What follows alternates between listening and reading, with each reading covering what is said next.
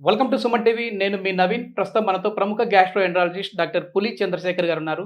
Hi sir, నమస్తే అండి. నమస్తే అండి. సార్, మలబద్ధక సమస్య సార్. ఇది బయటికి చెప్పలేరు. ఏంటంటే మొహమాట పడిపోతా ఉంటారు.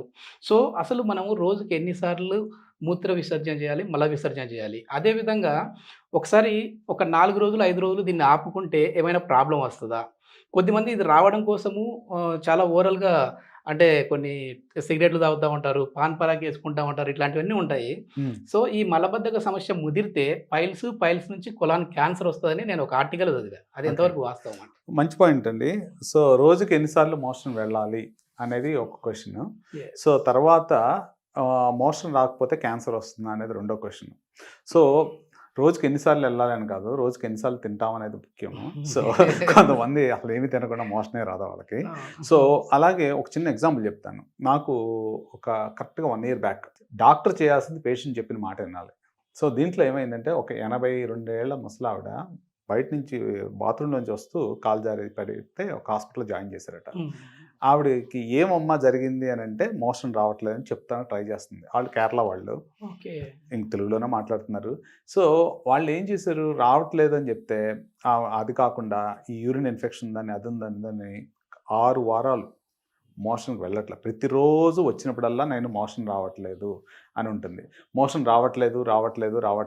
సో, మోషన్ రాకపోవడం వల్ల వాళ్ళకి యూరినరీ ఇన్ఫెక్షన్స్ కూడా వస్తూ ఉంటాయి. సో, మనకి జనరల్‌గా ఒక మోషన్ ఎలా వస్తుంది అని చూసుకుంటే, తీసుకున్న ఆహారం అంతా డైజెస్ట్ అయిపోయిన తర్వాత ఈ చివరి భాగంలో మనకి మోషన్ ఇక్కడి నుంచి పెద్ద పేగులోంచి స్టార్ట్ అయ్యి కింద వరకు వస్తుంది. ఓకే. ఇక్కడి వరకు వచ్చిన తర్వాత ఫస్ట్ పొద్దున్నే మనం లెగంగానే మోషన్‌కి వెళ్తూ ఉంటాం కదా! ఎందువల్ల అని ఆలోచిస్తే, ఇప్పుడు ఇది నార్మల్‌గా ఎంప్టీగా ఉంటుంది. మనం ఓకే. పొద్దున ఆహారం తీసుకున్న తర్వాత కొంతమందికి అలవాటు ఉంటుంది. ఫర్ ఎగ్జాంపుల్ నేనున్నా అనుకోండి. పొద్దున్న కాఫీ తాగితే గానీ ఆ! అక్కడి నుంచి రిఫ్లెక్సెస్ ఇక్కడికి వచ్చిన తర్వాత ఇక్కడి నుంచి స్టూల్స్ ఇక్కడికి వస్తే మోషన్‌కి వెళ్ళాలి, నా పేగంతా మోషన్‌తో నిండిపోయిందని ఫీలింగ్ వస్తది. కానీ ఓకే. యాక్చువల్లీ మోషన్ మొత్తం పేగంతా ఉంటుంది అప్పటికే. ఓన్లీ లాస్ట్ భాగంది వస్తూ ఉంటుంది. 100 గ్రాములు, 150 గ్రామ్స్ అలా వస్తూ ఉంటుంది. ఓకే. సో, అదే కొంతమందిలో పేగిపోతే వ్యాధి ఉన్న వాళ్ళకి ఇది ఇన్‌ఫ్లేమ్ అయిందనుకోండి, ప్రతి 5 నిమిషాలకు పరిగెత్తాలనుకుంటారు టాయిలెట్. అర్జెన్సీ అంటాం అన్నమాట దాన్ని. ఓకే. సో, ఈ రకంగా జరిగిన పేషెంట్స్ ఎవరికైతే మోషన్ రాకుండా ఉన్న వాళ్ళలో పైల్స్ వస్తాయా అని క్వెషన్ నన్ను అడిగారు. యెస్. యెస్. మంచి పాయింట్ అది. మోషన్ రాకుండా హార్డ్ స్టూల్స్ వచ్చినప్పుడు ఏం చేస్తారు అంటే గట్టిగా ముక్కుతారు. ముక్కినప్పుడు ఆ కింద ఉన్న రక్త కణాలు గట్టిగా బిగుసుకొని ముందుకు రావడం వల్ల పైల్స్ లాగా బయటకు వస్తూ ఉంటాయి. ఓకే. సో, అది ఒకటి కారణం. రెండో కారణం నేనేం చెప్తున్నాను అనంటే మోషన్ రాకపోతే క్యాన్సర్ వస్తుందా అని కాదు. అప్పుడు దాకా నార్మల్‌గా వెళ్ళే మోషన్స్ పేషెంట్స్ రావట్లేదు, మోషన్ హార్డ్ అవుతుందో లేకపోతే సరిగ్గా వెళ్ళలేకపోతున్నాను అనేది ఒక indication. Okay. Change in bowl habits అంటారు విదేశాల్లో. ఓహ్! అది వచ్చినప్పుడు కంపల్సరీ పేగు తనిఖీ చేయించుకోవడం బెటర్. ఎందువల్ల అంటే ముందు ఇనిషియల్‌గా చిన్న కణాల కింద ఇలా స్టార్ట్ అయ్యి ఒక గడ్డలాగా వస్తుంది. ఇంకా క్యాన్సర్‌గా మారలేదు. క్యాన్సర్‌గా ఓకే. మారే ఛాన్సెస్ ఉంటాయి. సో, వీళ్ళల్లో ఒక చిన్న ఎగ్జాంపుల్ చెప్తాను. నాకు ఒక పేషెంటు బాంబే నుంచి వచ్చారాయన. బాంబే నుంచి వచ్చిన ఆయన పైల్స్ అని చెప్పి వచ్చాడు. ఓకే. పైల్స్ అని చెప్పి వచ్చిన అతను 50 ఏళ్ళు పైన ఉన్నాడు, రక్తం పడుతుంది. హ్మ్. సరే నేను ఒక చిన్న సజెషన్ ఇచ్చాను. సరే ఆయనకున్న హ్యాబిట్స్ వేరు హ్యాబిట్స్ ఉన్నాయి. సరే కొలనోస్కోపీ కూడా చేయించుకోండి అని అంటే ఈ భాగంలో ఓకే. స్టేజ్ 1 క్యాన్సర్ నాకు కనిపించింది. అదృష్టవంతుడు.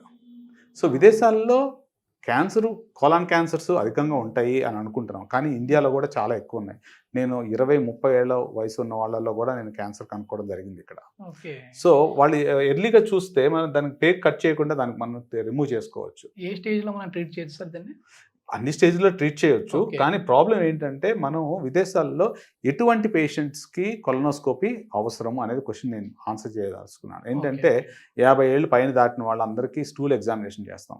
సో, నాకు మొన్న ఒక పేషెంట్ ఒక ఆయన వచ్చారు. నాకు పాత పేషెంట్ వాళ్ళ మదర్‌కి విదేశాల్లో కోలాన్ క్యాన్సర్ ఉందో లేదో అని చెప్పి స్టూల్ శాంపుల్ టెస్ట్ ఇస్తారు బ్లడ్ కనుక్కోవడానికి. అది ఓకే. చేయంగానే పాజిటివ్ వచ్చిందంట. ఓహ్! పాజిటివ్ రాగానే ఆమె భయపడిపోయి నాకు క్యాన్సర్ ఉంది, ఇమ్మీడియట్‌గా నేను డాక్టర్‌ని చూడాలి అనే దానికి వస్తే నేను అక్కడ చేయించుకోనని చెప్పి అక్కడి నుంచి ఇక్కడికి వచ్చి నాతో చేయించుకున్నారు. ఆవిడకి ఈ భాగంలో ఇలా కణితిలాగా ఉన్నది. మొత్తం తీసేయడం జరిగింది. ఓకే. ఓకే. అంటే పేగు తీయకుండా ఓన్లీ దాని వరకు తీయొచ్చు.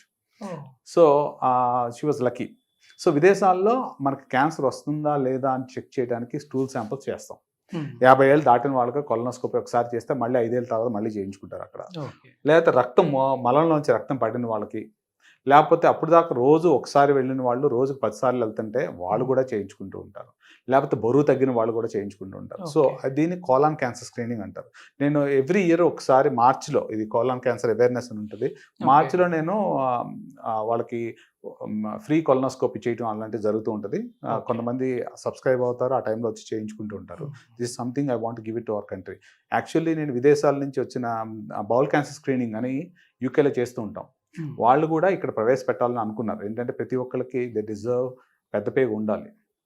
లేదనుకుంటే బ్యాగ్ బయట వేసుకుని టాయిలెట్ బయట ఉంటే చాలా కష్టంగా ఉంటుంది అనమాట. సో ఎవరికైతే ఈ ప్రాబ్లమ్స్ ఉన్నాయో, ఎవరికైతే ఎక్కువ మోషన్ వెళ్ళటమో, తక్కువగా వెళ్ళటమో, రక్తం పట్టడమో, లేకపోతే బరువు తగ్గడమో, లేకపోతే 50 ఏళ్ళు దాటిన తర్వాత ప్రతి ఒక్కరు కోలాన్ క్యాన్సర్ స్క్రీనింగ్ అంటాం. ఇవి చేయించుకోండి. సో దానివల్ల మనకి క్యాన్సర్స్ అవాయిడ్ చేసుకోవడానికి ఎర్లీగా ఉంటే ఒకసారి తీసేసాం అనుకోండి, వాళ్ళలో ఇంక మళ్ళీ క్యాన్సర్ రాదు 5 ఏళ్ళ వరకు. మొత్తానికి నిర్లక్ష్యం అయితే చేయకూడదు. అంటే ఒకవేళ సరిగా మరీ ఎక్కువ మోషన్ అయిన ప్రాబ్లమే, అట్లా అని చెప్పేసి అవ్వకున్న ప్రాబ్లమే. అది ఏజ్ బట్టి ఫ్యామిలీ హిస్టరీ కూడా చాలా ఇంపార్టెంట్. మర్చిపోయాను నేను. కొంతమందికి నాకు మొన్న ఎవరికి వచ్చేసాను 18 ఏళ్ళ బాబుకి, వాళ్ళ ఫ్యామిలీ మొత్తానికి క్యాన్సర్ ఉండే. సో ఇంకో ఒక అతను బెంగళూరు నుంచి వచ్చాడు. అతని వయసు 32 ఉంటుంది.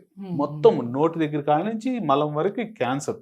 అతనికి ఆల్రెడీ సహం పేగు తీసేశారు, ఇంకో సహం పేగు మాత్రం ఉంది, అది కూడా తీసేస్తా అన్నారు, బ్యాగ్ పెడతా అన్నారు. అతను నాకు అలా వద్దు అని చెప్పి ఇక్కడికి వచ్చి చాలా ఉన్నాడు. మొత్తం అంతా చిన్నగా కొద్దిగా పెద్దవి ఉన్నాయి. మొత్తం అన్ని ఒకే సిట్టింగ్లో తీయలేక 2 సార్లు తీయాల్సి వచ్చింది. అలా కొంతమంది ఫ్యామిలీ హిస్టరీ ఉంటుంది. ఆ ఫ్యామిలీ హిస్టరీ ఆఫ్ క్యాన్సర్స్ ఉన్న వాళ్ళు కూడా స్క్రీనింగ్ చేయించుకుని ఎండోస్కోపీ ద్వారా మొత్తం ఈ క్యాన్సర్ కంటిని మొత్తం తీసుకోవచ్చు. ఓకే. ఎట్లాంటి జాగ్రత్తలు తీసుకోవాలి సార్? అంటే మనం తీసుకునే ఫుడ్ హ్యాబిట్లో కావచ్చు, లేదంటే మనకున్న అలవాట్ల వల్ల కావచ్చు, లైఫ్ స్టైల్ కావచ్చు, ఎట్లా ఉండాలంటారు? మంచి పాయింట్ చెప్పారు. సో ఈ కోలాన్ క్యాన్సర్ ఎవరెవరిలో వస్తుంది అనే క్వశ్చన్ ఆయన తర్వాత లైఫ్ స్టైల్ మోడిఫికేషన్స్ అంటే ఎలా ఉండాలి. సో ఫైబర్ డైట్ ఎక్కువ తీసుకున్నాం అనుకోండి, కూరగాయలు ఒకప్పుడు మనం బాగా తినేవాళ్ళం, అలాంటివి మంచివి. తర్వాత ఫ్రూట్స్, విటమిన్ సిలో ప్రతి ఫ్రూట్లోనూ యాంటీ ఆక్సిడెంట్, క్యాన్సర్ రాకుండా ఉండే తత్వం ప్రతి పండులోనూ ఉంటుంది. అది ఈ try to eat that one. Number 3, వయసు దాటిన 50 ఏళ్ళు దాటిన తర్వాత ఒకసారి కొలనోస్కోపీ చేయించుకొని ఏం ప్రమాదం ఏమి ఉండదు, చాలా simple procedure. So you'll have a better outcome. అప్పుడు లేదనుకోండి, క్యాన్సర్గా మారడానికి కొన్ని సంవత్సరాలు పడుతుంది. ఒకసారి చూసినప్పుడు లేదంటే మళ్ళీ it may take like 4-5 years. అందుకు మళ్ళీ 5 ఇయర్స్ తర్వాత మళ్ళీ రిపీట్ చేస్తూ ఉంటాం అలాంటివి. సో ఎక్కువ హైడ్రేషన్, నీళ్ళు ఎక్కువ తీసుకోండి. అలాంటివన్నీ మంచిగా, అంటే these are the good lifestyles that you should follow. Screening ఒకటి, plenty of water, fibre diet. Okay. ఇందాక మంది అడిగారు రంగులు వేసుకోవడం. ఆ రంగులు ఆపేయండి. రంగులు వేసుకుంటే కంపల్సరీ ఇక్కడి నుంచి రంగు పడుద్ది. దాన్నే క్యాన్సర్ అంటారు.